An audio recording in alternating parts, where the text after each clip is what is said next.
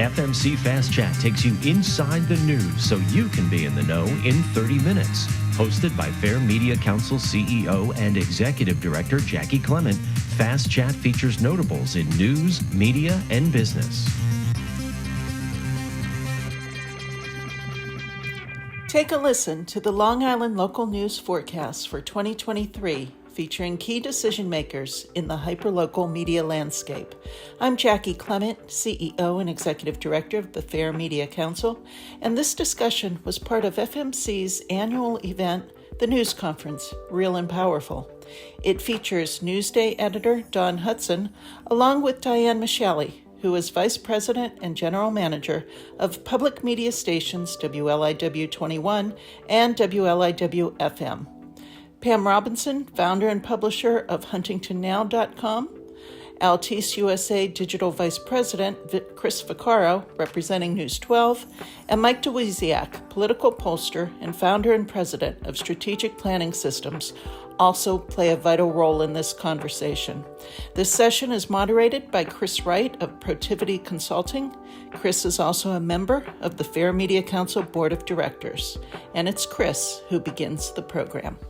Welcome, everyone. I've met some of you. I think some of us did this virtually last year, and I think, Diane, you and I might have sat next to each other on a panel right before we couldn't do that anymore for a few years. So good to see you virtually. I think Chris maybe as well. I'm not sure, or might have been virtual. So, and Michael, I follow your work all the time.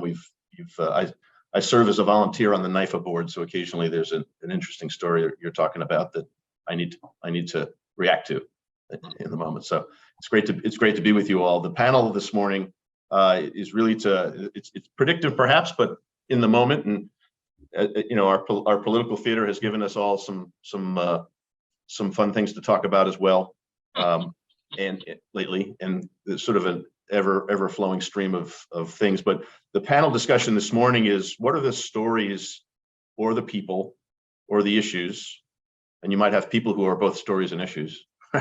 Thinking of my new congressman, for example, that we should keep an eye on, right? I stated the obvious one. Michael, you'll appreciate. I was the state controller's inauguration.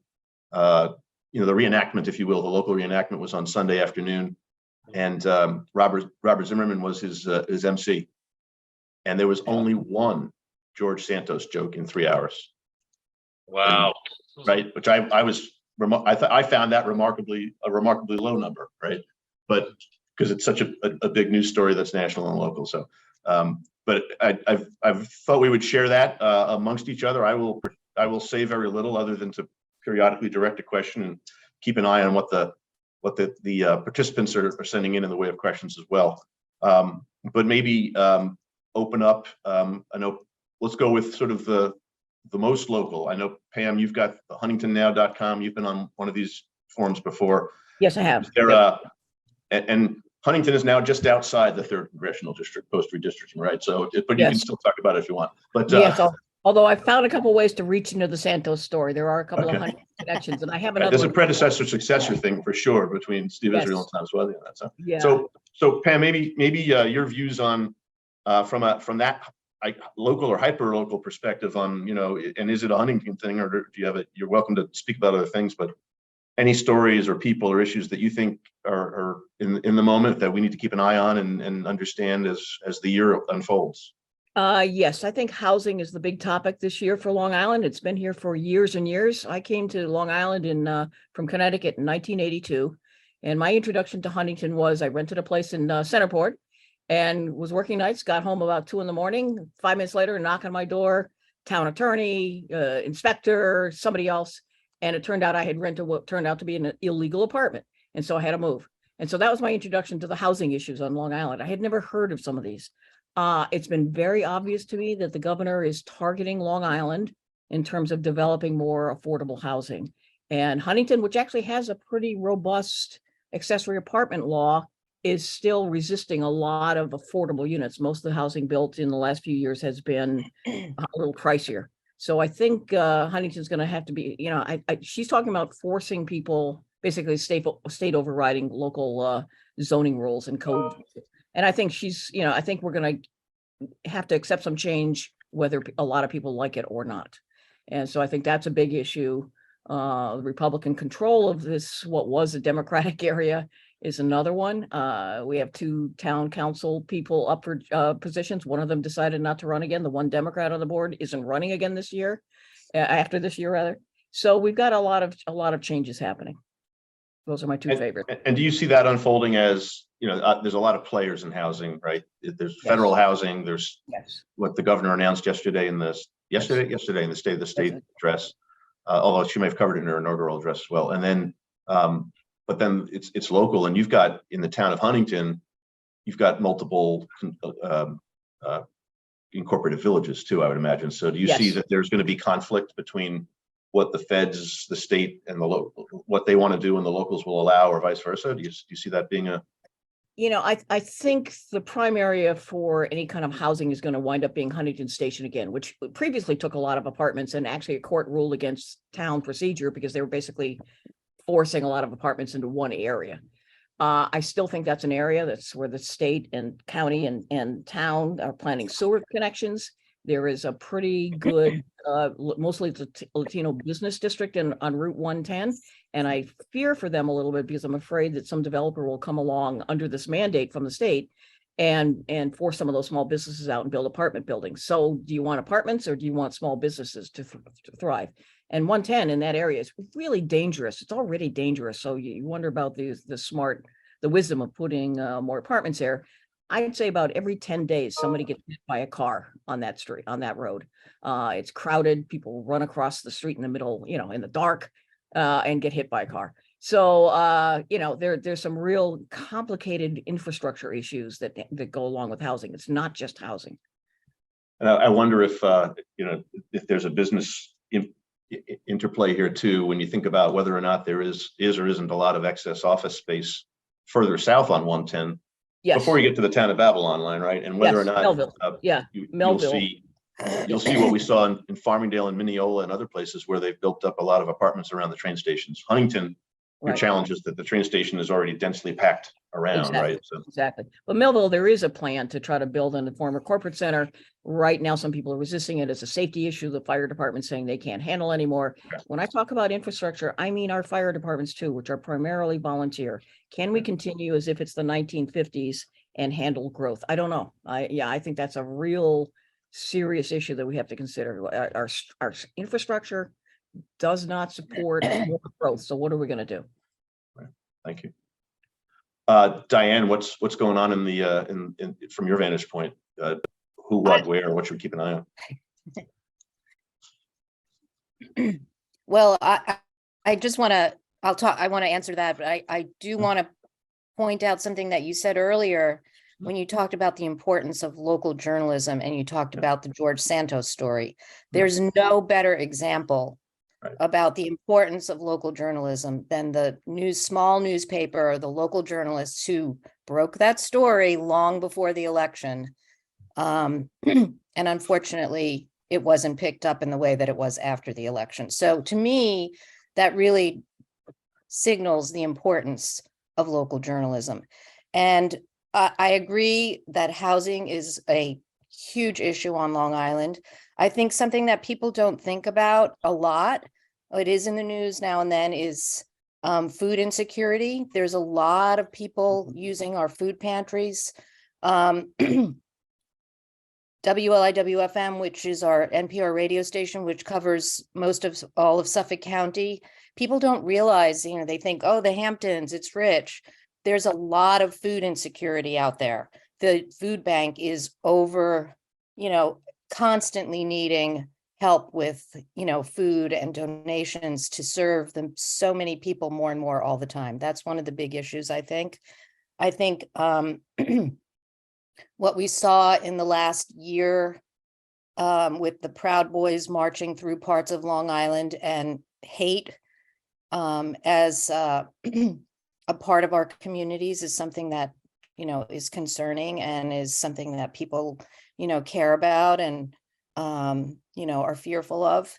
And I also would say, going with the housing, income inequality, and how do we, sustain our communities keep people, young people on Long Island, which we've always talked about, the brain drain, with jobs and good places to live. And income inequality plays into that as well, because people have to make enough money to be able to live on Long Island. I'll never forget my son one time, and he's grown now, but when he was younger and he was in high school, and he said, he started to become aware of the world. And he said, do you think I'll ever be able to afford to live on Long Island and buy a house when I grow up and have a family? And I think that that's a big concern. So, and public media, we don't cover, I oversee WLIW, both our PBS television station and our NPR radio station on Long Island. We don't cover, the breaking fire or the breaking crime, but we do cover issues. And those are some of the big issues that we're looking at. And there's just one other one that I want to point out in Suffolk County, which is the Shinnecock Nation. And that is, there's a lot of things going on with the Shinnecock Nation, talking about building a casino, trying to sustain themselves economically now that they have a different status, possibly building a hotel, all things that, they have the right to do, are needed for their community, but obviously raise concerns for other parts of the community about traffic, which we were just talking about. When you build, new housing or new developments, then there are all other issues that come along with that. But also, the Shinnecock Nation and the sustainability of that community as well is a big issue. I think that doesn't get a lot of coverage. And that there's a tie-in, I think, and thank you for that. There's a tie-in to the Shinnecock Nation, also to cannabis, Yes. cannabis sales becoming legal in the current year too, Yes. because they are able to sell on reservation. The issue was always that anybody who bought on reservation could have been arrested the minute they left. And now that that's not the case, there's probably a tie-in. You would imagine a tie-in there too. Yeah, there is. They are creating that business on the Shinnecock Nation. I don't know where it stands in terms of opening, but it is something that they are doing. And you raised another point, and if I'm not sure, I'm taking notes here, whether it was when you discussed either food insecurity or income inequality, but when you think about the North and South Forks, you probably need to distinguish between the summer people and the year-round residents. That's a pre-pandemic concept. Yes. My father lives in the North Fork, and it used to be that maybe a tenth of the homes were full-time occupied, and now it's 3/4. In fact, in the town of Southold, it resulted in a complete change of government in the last election. Yeah, absolutely. People moved out there, registered to vote, voted, and did something that hadn't happened in 100 years. So anyway, I think you raise a number of good points. I'm going to keep track of this as we go through it, and then maybe ask everybody to react to each other's points when we get there. So in no particular order other than the way my screen is organized, Brady Bunch style here. Mike, how about your thoughts on that? You go by Mike, it's not Michael, right? Whichever, it doesn't matter. Well, it's very hard to look forward to 2023 and imagine a more entertaining year politically than 2022. 2022 was a pretty interesting and entertaining year politically, both locally, nationally, and on the state level. So, but looking forward to 2023, we do have some really marquee races to look at. Obviously the Suffolk County executive race will be the marquee race, probably on Long Island. At this point, Dave Colon the Democratic nominee seems to be getting up ahead of steam, raising a lot of money, coalescing support. The Republicans have yet to name a candidate or coalesce behind one. I think they're all hoping and begging Lee Zeldin to run. So we'll see, then we'll see what falls out. Both county legislatures are up for election. Suffolk, shockingly, has agreed to maps. Bipartisan commission actually voted 7-0 to agree to a set of maps. Shockingly cooperative for Suffolk County. Nassau has yet to agree on a set of maps. So the county legislature races, will certainly be interesting. and then you've got the whole red tide thing. 2 years ago in the odd year of the local races in 2021, there was a huge red tide that swept Republicans to victory in most places. Pam's neck of the woods, Huntington, Ed Smith, and town councils, all the Republicans won there. All of Nassau County. Legislative candidates, yes. And I said at the time, these things usually are yearly events. They usually don't go for more than a year. But then we went into 2022 and the red tide was still there, on Long Island, and somewhat surprisingly, because the rest of the country didn't get the expected red wave, and Long Island did. And honestly, since November, I've done so many interviews where people have asked me, well, why was Long Island the outlier? Why did Long Island get the red wave and the rest of the country didn't? And I said, you're misreading it. I said, Long Island was not an outlier. The message of this election was that the vast number of voters voted against extremism.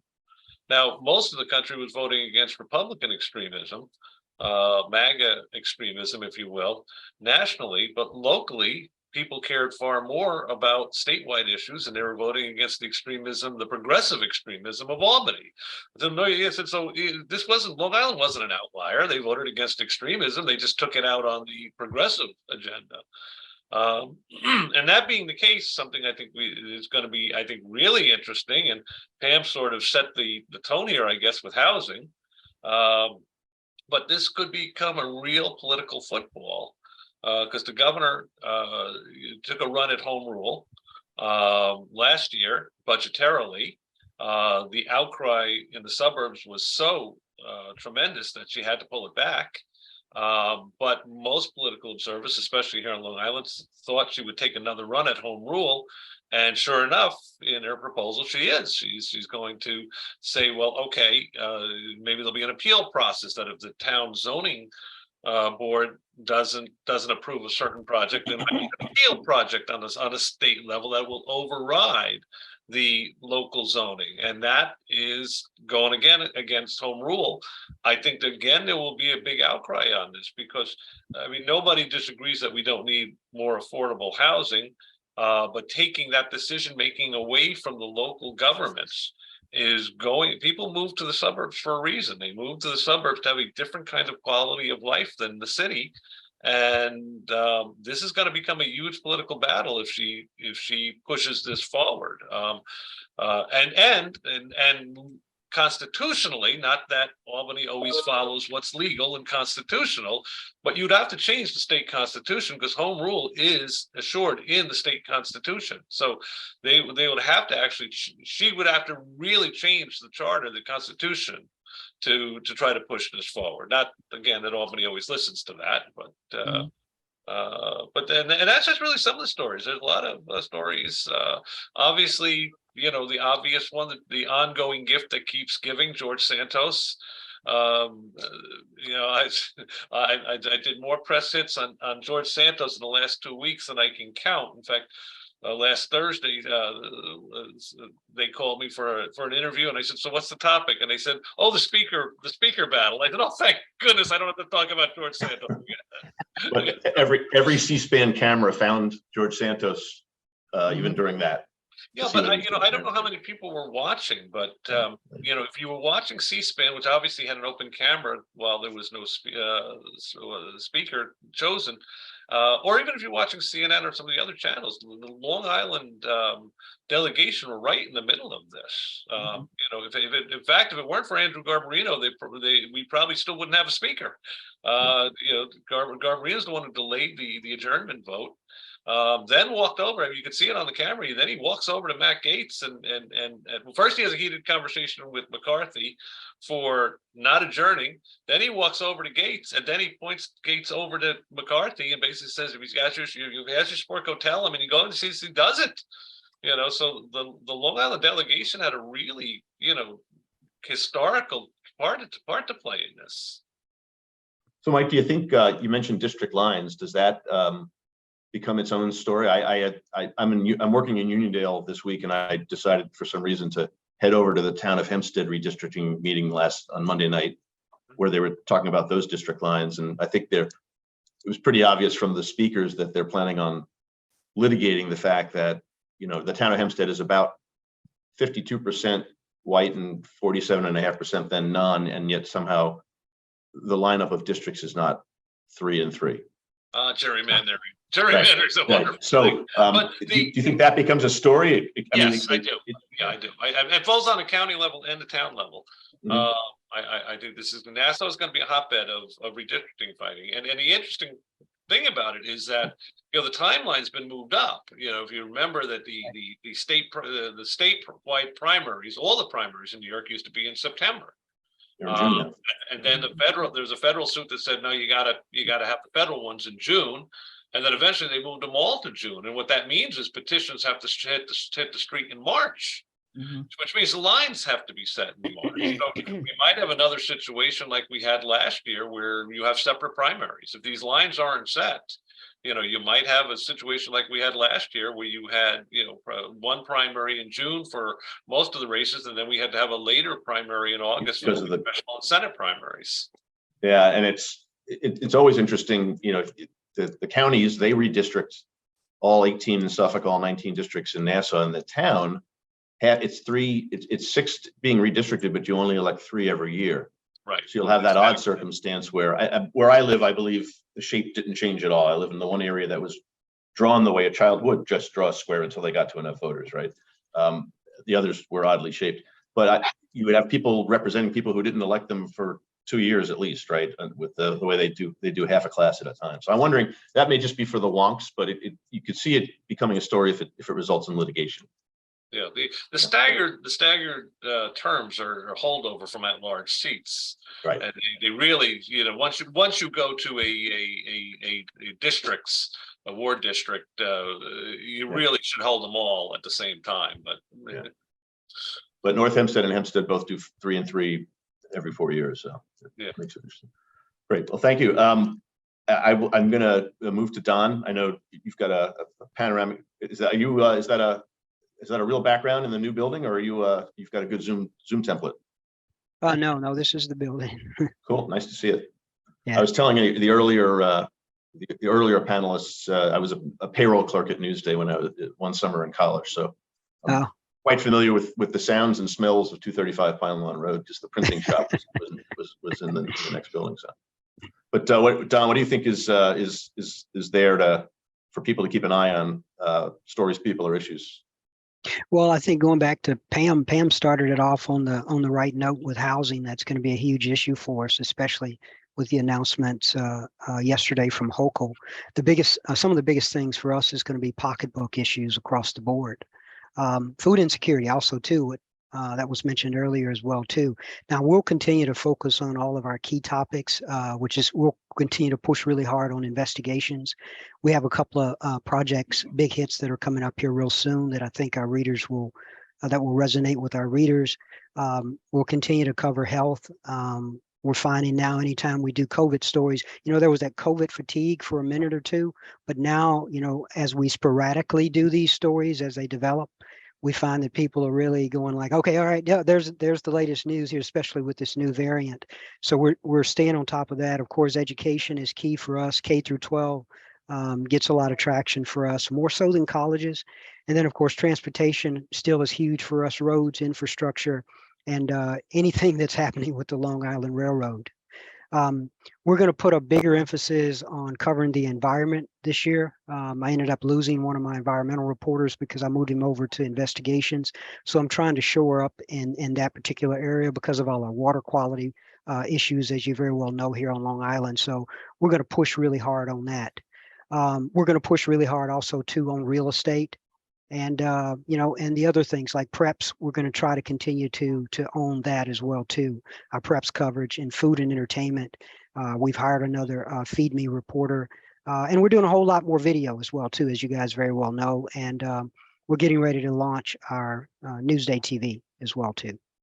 So those are some of the key things that we're up to right now, actually, in those topics. And Newsday TV being streamed on the Newsday app, or it will be if you're able to say, or yeah, there and elsewhere as well too, okay. And it'll be free too, Chris. Great. I was a Newsday carrier. I remember delivering it in the afternoon, and the dynamics entirely changed. I still subscribe. The paper still hits the curb in the morning, but by the time it arrives, I've read it all online. Yeah, I hear you. Me Which is too, fine. actually. You're getting the money anyway because you can't get the app without subscribing. Yeah. It works out well. So, great. Chris, how about from a News 12 Altice perspective? I hate to call it the death of small business, but the impact of the economy continuing to shutter, our places that we've ate at, that we've shopped at for 60, 70 years, that continues to be a story. Places that you've all frequented, places that we loved and grew up with, they're gone. And it's a three-part story. It's the impact of the economy on our region. It's the death of small business, or maybe the evolution of small business. And then it's, what do we do with that brick and mortar location? And it becomes sort of a real estate story and a local government story of what they're doing to fill those spots. And so we're trying to follow those. And every time we post something, King Cullen closing, the Good Steer in Lake Grove closing, the several diners. I mean, diners, I feel like, took the biggest hit. There's dozens that just, died in the last 18 months. What are we doing with those properties? What are we going to fill them with? And that's a story, because I don't think anybody really knows. And, even in the village that I live in, I'll talk to the mayor just in conversation. Like, what do we do with this thing? They have a vision of what they'd like for their village, but they don't yet know how to fill it, because people aren't racing to build another business in that spot because they can't afford it, because they're unsure if, are we in a recession? Are we not? Where are they going to be able to fund this? When my wife and kids and I are driving by and we see, oh, that restaurant's new, like, all right, great, good luck. Let's go there. We'll eat there next week. So the idea of just, what can the news business do to support these local businesses that start up? How are we covering the ones that are dying, and why are they dying based on economical, faults to, is it government? Is it COVID? Is it public health issues? I mean, there's a lot of issues for it, obviously, very multi-layered story. I don't think that's stopping. So that's a huge thing that we're going to continue to look at in 2023 and probably beyond. I also think cannabis and these recreational distilleries is really fascinating. Where will they pop up? Which towns are going to have the approval to do it? We just covered something in Connecticut. Obviously, News 12 is across the tri-state, so it's not just Long Island, but we're looking at the individual distilleries that are popping up and the impact of the local economies in all of our regions. We have 7 regions across the tri-state. That's huge for us. Every time we post it, I think people on one hand go, oh, that's interesting, I'd like to go use that and try that. Or people go, oh my God, I can't believe this is popping up. Keep this away from my community. So there's always both perspectives to cover and to share. And so that's another one. Also, you mentioned Shinnecock, a different angle related to Native Americans, the state, and how they're going to create these guidelines for school districts that have Native American logos and names and likenesses in their community. And I'm interested to see how that plays out. I mean, obviously, something like an East Islip with the Red Men is very front and center. There's other ones like Massapequa and the Chiefs, and that's a very, very local story. I mean, obviously, it'll go across the entire state, but people are so passionate about their community and how it's depicted with their monikers and their logos and their slogans, the logos and slogans. And so that's an unknown right now of what those guidelines are going to be from the state and how that's going to impact state aid for those school districts. So we have to see that. We got to monitor that and tell those stories, and the perspective of both sides, obviously, what it means to Native Americans and those impacted on how it looks and feels, and what are the people in the communities thinking, and inside that community, the administration versus the school board versus the taxpayers. So many layers of stories, as you all know. And News 12 is evolving as well in terms of its storytelling. So we've about 18 months ago launched something called News 12 New York, which is our streaming network on OTT platforms. We're on about 15 different distribution partners and platforms, accessible through Roku, Amazon, Apple, and a dozen others. We are now investing in that. And what does that mean to grow our audience beyond linear and beyond television? Obviously, going beyond digital and social as well. This is a separate audience. This is a different way of consumption that many, many people from a younger demographic, especially, or I hate to use the term cord cutters, are gravitating towards these other platforms to get their news. And so we're on those platforms. It's now, how do we build that network more? We call it an 8th channel. And it's actually in my business unit in digital, because it is digital, but we have MMJs going out, covering different regions that we normally wouldn't. We have long form programming that's being developed. We're developing a primetime schedule and slate of different content for the evening. And so how we're building that 8th channel or, portion of our network is arguably the biggest growth area for News 12 going forward, because it's a massive audience that is out there that we need to get, that we need to let them know, hey, we're here as well. And there's also, I love looking at it like this. There's a lot of people who may, and I hate to say this, but they may not know what News 12 is.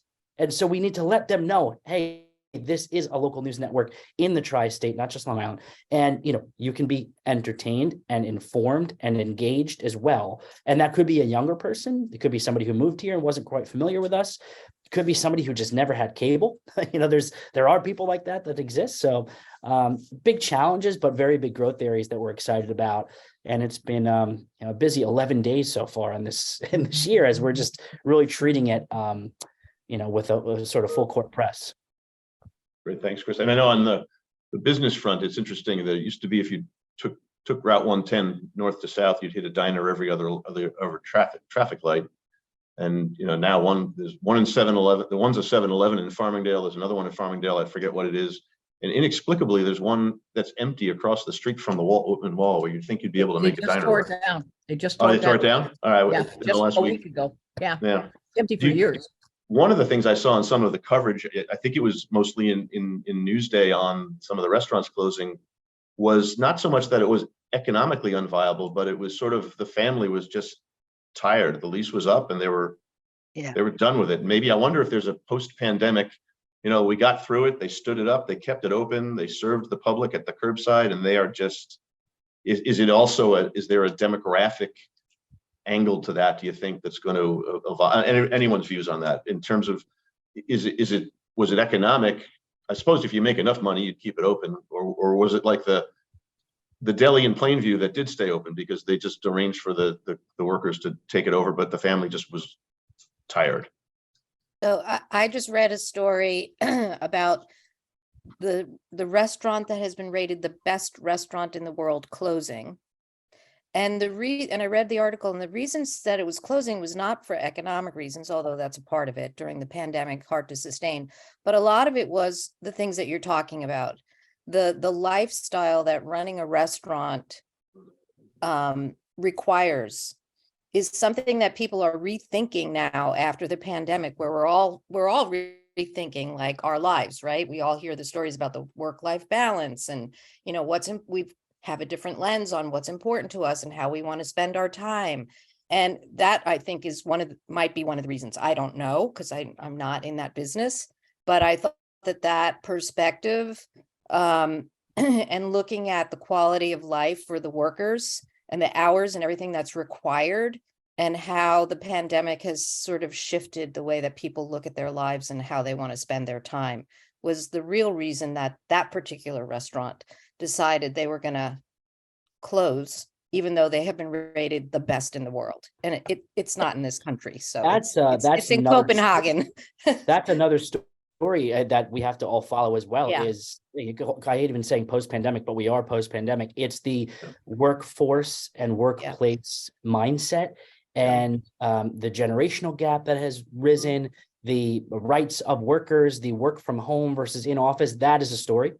You can localize it because every business has different policies and principles, 2 days here, 3 days there. It's interesting because there's no perfect answer. We just saw Disney say they're going 4 days a week in office. Bob Iger's making the change. There's a local angle since he's from Oceanside.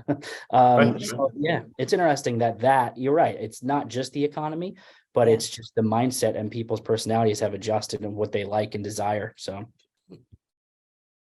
Yeah, a big problem here is workforce. I mean, most of the, I know a lot of restaurant owners, particularly down here in the Bayport Sayville area, and every one of them says the same thing. They can't get workers. They can't get people to work. A lot of them have had to cut back their hours and schedules strictly because they can't get people to work. Our local pizza parlor always was open till 11 o'clock. They're closing at 9 now. And it's strictly because they can't get workers. They cannot get work. And of course, that again, getting back to Pam's opening, gets back to workforce housing, having places where they can afford to live. Yeah, We out on the East End with in the Hamptons, that's a huge issue. I mean, there were business owners putting ads in newspapers asking if people had housing that they could, use for their workers. The trade parade, the traffic, all of these things that play into whether or not somebody's going to spend 2 hours on, or 3 hours commuting, because they can't afford to live near their work.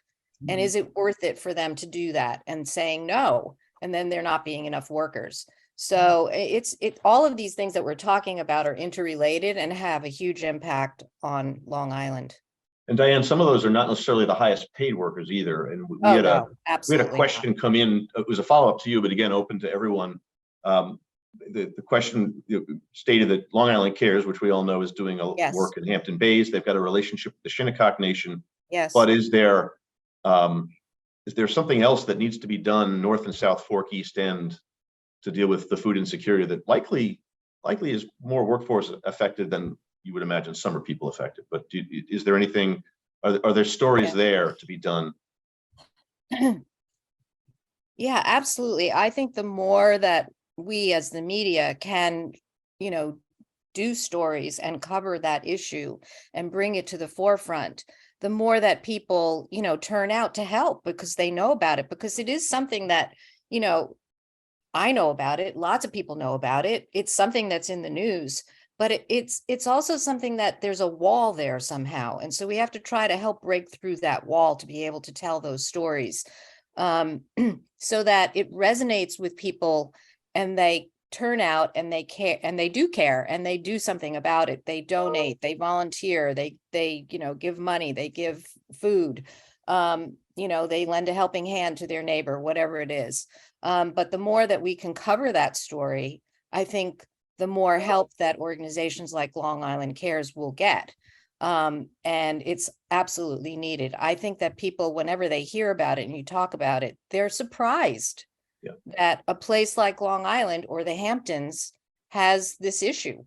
It's not something like, because we all drive around on Long Island and we're not walking around, it's not like when you go to New York City and you see it. Right. You see it on the streets of New York. You see it, when you walk by, a food kitchen. You don't see it in the same way on Long Island. And I think that is something that if we could show it in a way that was respectful, that would be helpful, because it's not in your face in the same way. So we have to do a better job of reporting on that story and bring it to a human level, that people can't turn away and say, oh, that's not me, that doesn't matter. You mentioned the respectful part of it, right? I think that's the challenge. Yeah. I know, for example, my parish in Wantagh is the neighbor to an Episcopal parish in Seaford that's closed but landmarked, and therefore ours, right? And so we run a mission center out of there that's diapers and baby food for mothers and with children on Sunday afternoons. And it's every Sunday, people line up and it's all gone. On the North Fork, since this was a North Fork question that came in, I think every house of worship on the North Fork, for example, has what they'll call it a blessing box or something. It looks like a cabinet on a post, and you put food in and take it out, and they're all full every day in the beginning and empty at night. And the large Presbyterian church in Mattituck, which is enormous, and I think it's almost 300 years old. So it's a very historic building. They actually will let people stay over. They do a food program, but it's in the basement, back door, so people aren't embarrassed, and you don't. Right. But they serve tens, if not 100 people every week. And I think the challenge, in my view, again, as non-press person, but as somebody, my dad actually, he volunteers with some of that out there.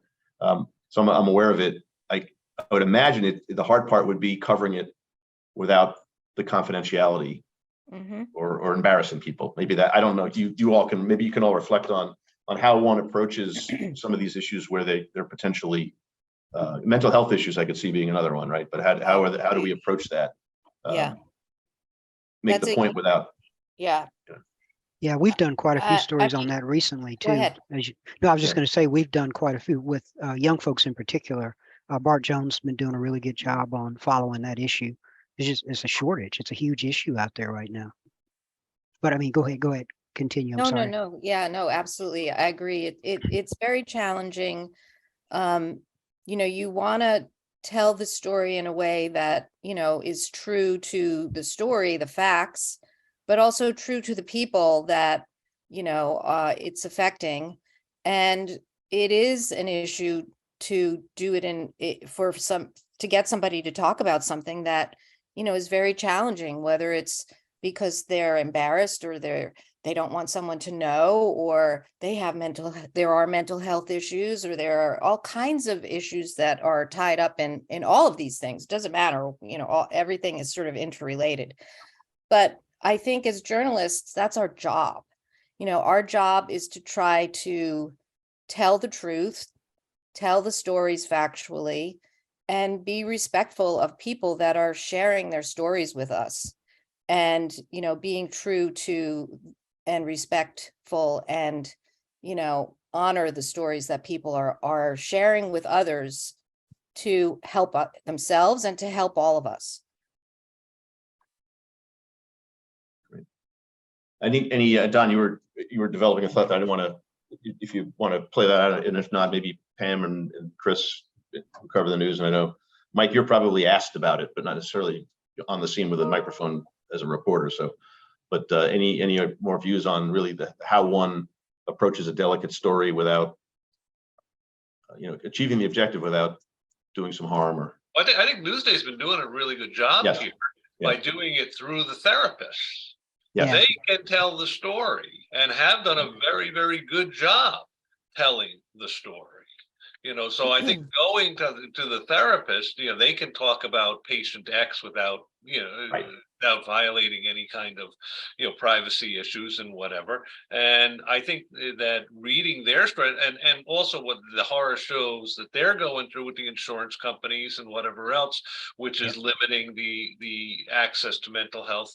I think that's the way to go. And I think they've been doing a very good job at that. Thanks, I appreciate that. Bart has stayed on top of that, and it'll be an issue we'll continue to follow, because we've done a lot. We did a lot with adults early on, but getting to the younger kids, and the school districts are actually spending some of that federal money as well too, on that as well. But they too have had problems finding people to help their kids. Mm-hmm. Yeah. Yeah, the school districts through BOCES have set up a thing in Comac where they can get mental health services for their kids. So I think it's a number of districts: Huntington, South Huntington, Comac, of course, and it's funded by and staffed, I believe, by Northwell. So that was a step forward. That's true. I haven't gotten back to it yet to see, because they just opened it this year, I believe. So I haven't gotten back to see what kind of stories they're doing. And I'm doing a story on this week, actually, with Huntington Hospital, talking about mental health challenges, but there's not a lot of services locally. They're not here. And the kids with the drug problems get shipped to South Oaks, and I honestly don't know what happens to the kids who's maybe schizophrenic or just depressed because their grades are bad because of the pandemic. Whatever the reason or problem is, I don't know. It's hard. I find it very hard to penetrate that story myself. That's true, Pam. That's worth a follow. I think we wrote about the one out in Comac a while back, so it's worth certainly a follow-up for us as well. I'll be happy to aggregate from you, my friend. That's something, the aggregation of, and I've found, at the beginning of the conversation, we talked about the importance of local journalism. And I found for us, one of the ways that, we've been able to cover the news and to really support local journalism across Long Island is through partnerships. And partnering with other local news organizations, big, small, anything in between, so that we can all do more and better and lift each other up and bring more news to the forefront because we work together. Yes, we're competitive, of course, but in a friendly, healthy way, I hope, that allows us all to work together so that we can bring more news and information to the public.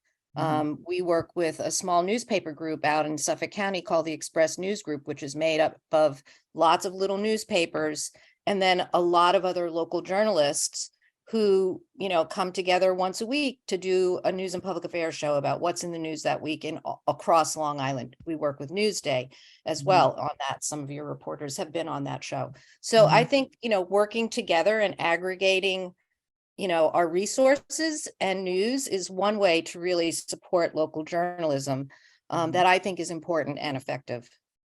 I agree. So Don, you triggered a question, and I had written it down thinking I was going to bring it up anyway, in case it didn't. You mentioned federal money being spent on those programs. I'm not going to admit why this is the state of my life, but for some reason I had C-SPAN on in the background while I was getting some work done at home between Christmas and New Year's. And I saw the Senate add in an amendment that passed, so it's part of the omnibus bill because the House passed their law, that state and local municipalities that have unused COVID money will now be able to keep it and use it for other things.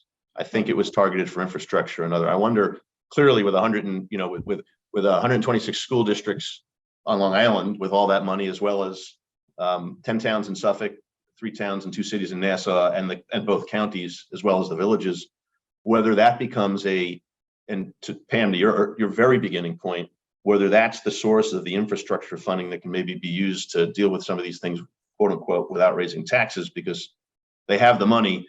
And I think Newsday did the reporting on how much unspent COVID money there was at the school districts. That's what triggered it. And so I'm wondering if that's a story to watch. I think I heard that correctly. They repeated it and it passed. It was one of the few amendments that passed, and it made the Senate, it made the omnibus budget bill. And I'm wondering. And Mike, Nassau County the legislature put aside all the COVID money in a special fund that the county executive couldn't use, but that's by legislative statute. And there's a different county executive. They may be more inclined to let him use it. But that number itself was $300 or $400 million, right? So I'm wondering if there's a story there as that works its way through the system that might make all these other stories interesting. I think that's an excellent story. It's the money to do this other. As long as I heard it correctly, again, I watched it. I said, wait a second, let me play that back. And I didn't catch the parameters, but broadly, the speechifying in the 2 minutes of debate that the amendment got, it was to use it for infrastructure and other approved uses. That is interesting. Yeah. Right. Yeah, I'm going to check back with our DC reporters on that. Yeah. Well, I wasn't trying to make news, but No. Because I wasn't aware of that one. That had slipped. It was the middle of the day. I was reading a book and the TV was on. It was one of those things, but it did make the bill. And I do know that at a few events, our senior senator mentioned that New York got back more than it paid in for the first time in 100 years, and I think some of it is that. I think some of what supported that statement at the LIA in a couple of inaugurations was that the money can stay now. Oh, that is. One of the things too, Chris, we want to know, and we're trying to track right now, is what did the MTA do with all of its money? Well, and they may be one of those I don't know if state agencies were counted in that amendment. They may be one of the entities that's allowed to keep it too. Right. I want to know if they have any left. But they, as you know, right? Yeah. And when can I start going straight to Grand Central? Yeah, absolutely. Right. We're actually working My goodness. on We'll be done in 2022. We're working on another one of those today, actually. So this is a broad question. What's the date? Oh yeah, I thought they said. Did they say it? They just said not. They said when it's not going to be, right? They didn't put a date in the sand. Right. Yeah. Right. Yeah. I take the Babylon line anyway. It wouldn't be convenient. I'd still have to change at Jamaica. So is everyone? I mean, Don, you're back at work. This is sort of a question that came from the outside. Are all of you who now, Pam, you probably home officed it, and Mike as well. But are those of you with offices back in? Is the journalistic engine back in the office? Is it hybrid? What's the? Maybe Don, you can answer. I know the obvious. I've got a photo proof that the people behind you showing up. So yeah, but we're still voluntary. Okay. So we have and a few brave members of the staff showing up. Actually, the irony for me is that all throughout COVID, I went into the office, and September of last year, not last year, the year before, I lost my office in Sayville, okay, due to the mental health crisis, believe it or not, because the major tenant in the building was a mental health specialist, and they were so busy that they needed to take over. Wow. They bought the building and then they took over my space. They optioned your They said, space. we need to take over your space because we're just so busy. Okay. So ironically, I set up the home office after COVID, and I lost my office space due to the mental health crisis. But you had all the examples that people gave you of the right desk to buy and the right room set up. So at least you benefited from the cumulative knowledge. Right? True enough. Yeah. How about Diane? Are you in an office? It looks like you're in an office setting. So we are very hybrid. We have multiple facilities. I'll just kind of tick through them real quickly. Our New Jersey facility, which runs a daily news show, is mostly back in the office in the field, but still some hybrid. Our New York facility is very much volunteer, but more people going in than not. But, every time a bunch of people go in, someone gets COVID. So, there's a lot of COVID going around again. So it's sort of, but it's volunteer. Our Plainview facility is used now and then, but not open on a daily basis. No one is really going there all the time. But our radio station out in Southampton has been open and running with people in it every single day since the beginning of the pandemic. But it's a very small staff. And so it's pretty much sometimes one person in there at a time, sometimes two. So it's very limited. The space is big enough for people to be there and be on the air live and do their work. So it kind of runs the gamut, and it's really just kind of whatever works depending on your circumstance. There's a lot of flexibility, thankfully. But people like when they get back together, in a safe environment. People have said that, the few times that we've gotten together as, a team, that they've enjoyed that, but nobody wants to do it like Bob Iger wants them to do it 4 days a week. Yeah, we're in person in the consulting and accounting business. Most of the firms are sort of, our name for it is in person with a purpose. Don't just show up because we're taking attendance, but it's leadership's job to create reasons for people to be in the same room, Exactly. in an office. And that's, it's all the interaction. And, if you're promoting people who have to lead meetings and none of them has ever been in a room in person, you're probably creating a career inhibition, right? So how do you read a room if you've never been in one? Yeah, and I agree with Bob Iger's thinking in terms of, especially having grown up in news environments where, it's very collaborative. There's a lot of yelling across the newsroom, and, I miss that. And there is a lot to be said for that. But I think people's mindsets have shifted to what you're talking about. There really has to be a strong purpose for people to come together. And sometimes in a news environment, that is the purpose. But for us, it's sort of what you said. It's, on a reasonable as needed basis, and what makes people comfortable and works. So is it more Fletch or all the president's men in the newsroom? It depends on the newsroom. I've been in both. Okay. We've been back since March of 2022, 5 days a week, fully in the office. Wow. Listen, I have 3 little kids, 8, 5, and 3. I'd like to see them more during the day, but the interaction that we have here, the ability to go right outside and work with my people right in the pods out here, it is valuable. At first, you have the sour, I'm not going to be as productive. I'm going to be driving for X amount of minutes or hours a day. I feel that time now too, whether it's calls, whether it's different ways of productivity, mental health. For me, mental health is listening to Howard Stern, but the idea of being here is refreshing. If you think about it as refreshing. The other thing is we just moved in September to brand new news facilities as well in Bethpage. The News 12 had been in Woodbury for 35, 36 years. That building actually just got leveled a couple weeks ago. It no longer exists. I think there's one brick left that we have here.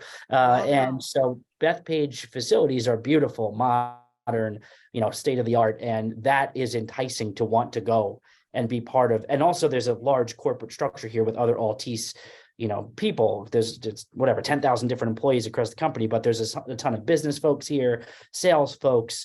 And that helps several of us who have those types of meetings, and you feel like you're part of something even bigger, and I've always felt that if you're at Newsday or News 12 or any organization that you're part of, feel like something's bigger than you. Well, I have the luxury of saying News 12 is bigger than me, Altice is bigger than me, and we get to be around all of that. So, it's a different boost mentally, I think, when you're walking in the doors. And I hope other people feel that way. I'm sure there are people that say, I could do the same job at home, but they're not. They're doing it here. The thing that drives me nuts is if there's a handful of people here and there's a couple of else out. We have, again, as I've said, multiple stations across the tri-state, so not everybody can be in person. But if I have 6 or 7 people here, they're all on Zoom and they're in the same building, it drives me nuts. But sometimes it's inevitable and it's easier. So. Yeah, it's a new experience to walk down the hall with your laptop and actually join somebody on a call in person. Yes. It creates all sorts of, you have to remember to mute all the devices or the echo will blow eardrums up immediately. Like people will, but. And Pam, I assume you've been sort of a roving from home reporter. You haven't, like Mike, now gotten yourself an office to go the other way too. No, I'm at home. I've been home for a long time. I miss newsrooms a lot. I love the whole energy of a newsroom. I really miss it in that sense. But I do feel like I'm more productive. I can roll out of bed and hit my laptop immediately. And the problem with that is then I'm stuck for the rest of the day. I don't go out, unless there's like a really compelling reason. I'm just stuck attached to my computer. So it's probably not mentally very healthy way to operate. But I mean, it is. I like some of the working from home, but I do miss the news. I've never worked anywhere. I've worked a couple of other kinds of jobs. The newsrooms are the best. Absolutely, the craziness, the camaraderie, the energy. You hear a lot that nobody ever actually tells you. You hear what's going on. I miss that kind of conversation. Yeah. I'm going to age myself. One thing I bet you don't miss about the old newsrooms was when I first broke in the 70s was that cloud of smoke. Yes. Oh, oh yeah.